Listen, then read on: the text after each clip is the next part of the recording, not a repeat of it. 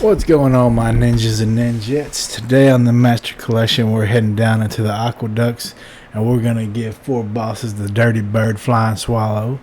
The first boss up is an electric worm by itself. It's pretty simple once you learn the timing. All you got to do is when he sits there and lays to the side, he's going to swap all the way across so you get the timing just right. You can slide behind him, he's going to be in an arch. You can just beat the hell out of him. And then his other one, he likes to get his head up in the air like a cobra, and he spits little lightning balls at you. You dodge a little bit after you think you should, and that's going to be the perfect timing. Then he's got one where he comes out and goes straight down in front of you like shoots the whole water, so you want to stay out of the water. But he stays there for a little bit so you can just smash on him and just beat the dog out of him. And then he's got another one you can actually bait out when you get the timing right, where you stand in the middle and he's charging at you. This is the one if you get with the timing right, you can step to the side. You can get 2 4 to 5 hit combos, so it's going to be your most damage. It's a squash boss. I mean, maybe it's a little bit challenging when you first get to it. I don't remember, that was so long ago, and now it's just laughable. You'll see me just smash on him.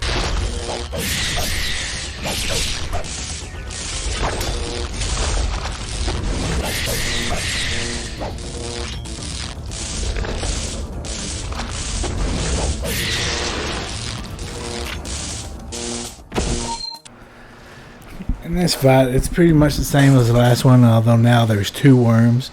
I remember this being a little bit tougher than it seems to be. Now they seem to be taking turns or waiting on you.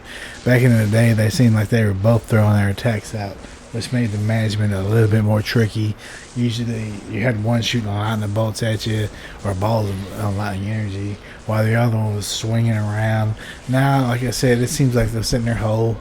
They'll wait for him to do his little attack. Then after that, he'll do his attack. And you just repeat the same things I told you about the first fight. You time out the little ground swap, get your hits in. You time out when they're going to put their head down to shoot the lightning out, get your hits in. Then you bait one of them out. It's usually, even when you get the timing right, while you're beating on one, you can bait the other one out. And you can go right into whooping on his ass. It's pretty simple. And I think you'll get it down pretty easy, pretty fast.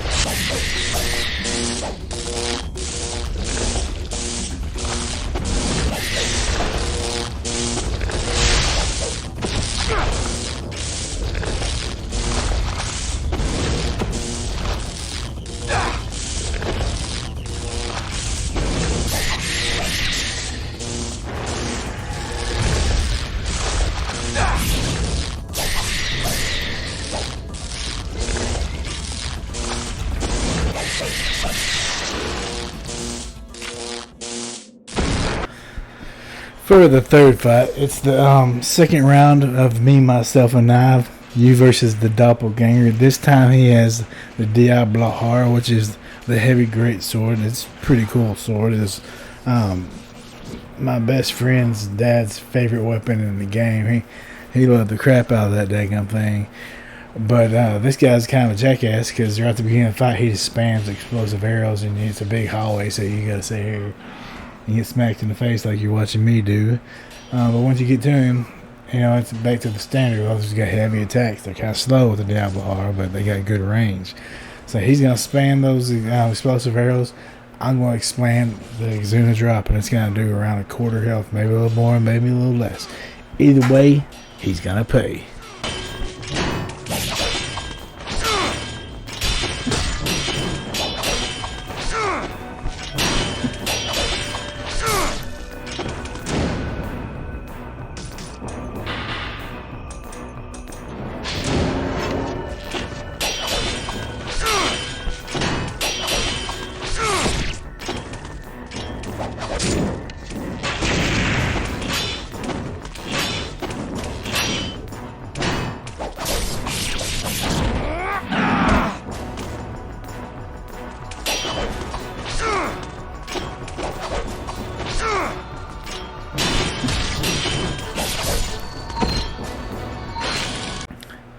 Here comes the highlight fight of this video on the aqueducts.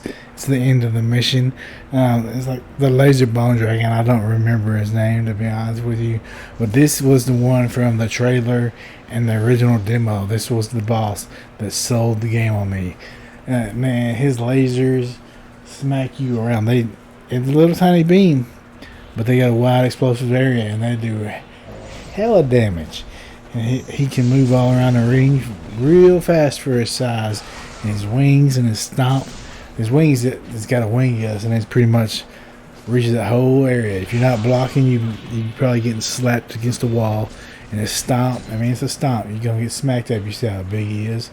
But once you get the timing down and the placement right, he's pretty easy to get your damage in. Every quarter of health or so, he'll drop his head down.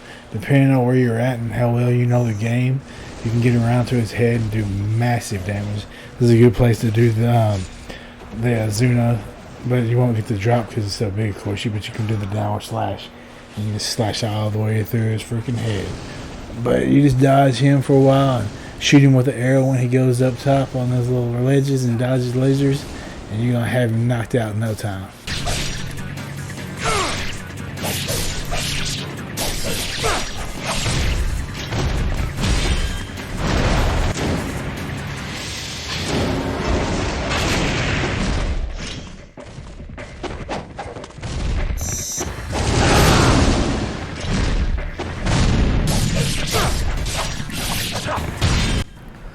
That's gonna do it for this video, boys and girls. If y'all liking the video, please like, comment, subscribe. Let me know what I can do to make the videos better. I enjoy this.